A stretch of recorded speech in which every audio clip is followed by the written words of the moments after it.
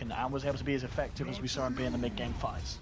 I think it's going to be more of the same here too, because again, it's a hero that he's playing that's not necessarily going to have to be a hard position one.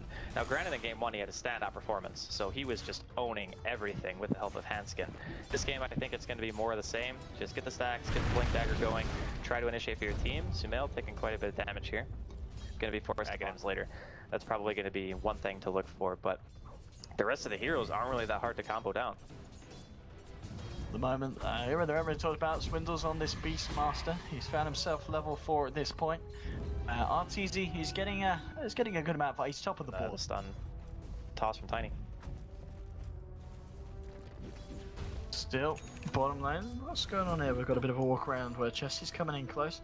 And in terms of the skill build here, maxing out the Siphon, it's going to be great in terms of zoning out the Tide. And just go for a couple of hits. It's not going to result in anything. And this is just going to be timeout farming here for RTZ. That was a really nice attempt because he knew the next creep wave would give Universe 6, and having Ravage plus the Clinks there would almost assuredly kill the Death Prophet. Oh, and again, they will tether across. Nice avalanche from Limb, holding back Fear and Sumail. The Sonic Wave coming through will just clip Hansken on the edge, and that's going to be a first blood there for the quad. Ravage Chesty trying to keep himself alive there with the Siphon. It's not going to be powerful enough, and a second kill on the board for EG, and RT's little adventure to the bottom lane does end up paying off.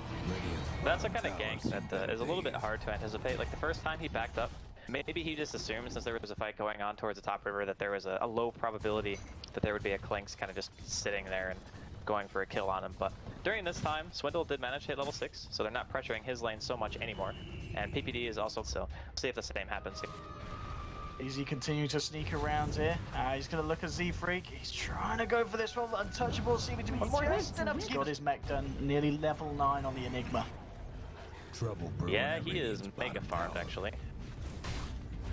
This is really a rough situation. You don't have drastically inferior teamfight this game. Teamfight is actually extremely good. Oh, swap onto Swindles into the magic missile. RT's is there with the damage. They'll take down the Beastmaster Limb. Get the avalanche toss. Off onto RT's, but the mech comes through there to Ravage through Universe. Fear trying to move into position. They'll just focus down Limb there with the Eidolons. They'll get IO as well. There's Universe brings down the Ankrons, the little ball. 3 dead on complexity.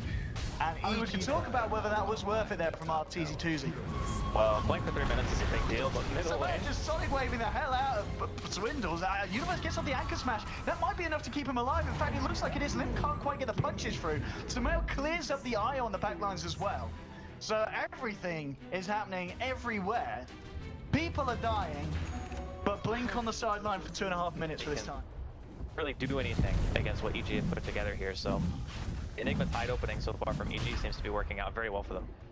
You're just going to go for Roche. It doesn't look like a place you're going to be able to do anything to contest this. They should be able to take this one down at a pretty reasonable rate.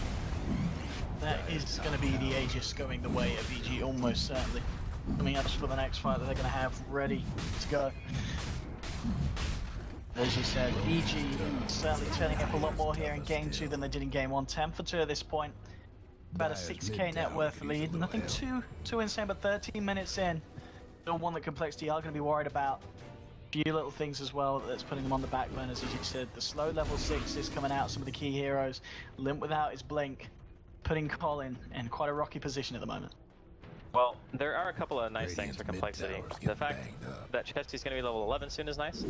Level 2 Exorcism, they pop the Death Prophet ult, and they are going for towers, but they have it for the team fight.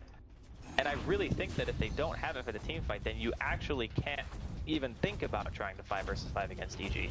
It's just way too hard. There's Black Hole, there's Ravage, there's Queen Ulti. Just the sheer amount of damage output and control that they have in a 5 versus 5 is too much to handle. Yeah, I'm talking about the Queen Ulti. Sumail, he is of course going for the Aghanims.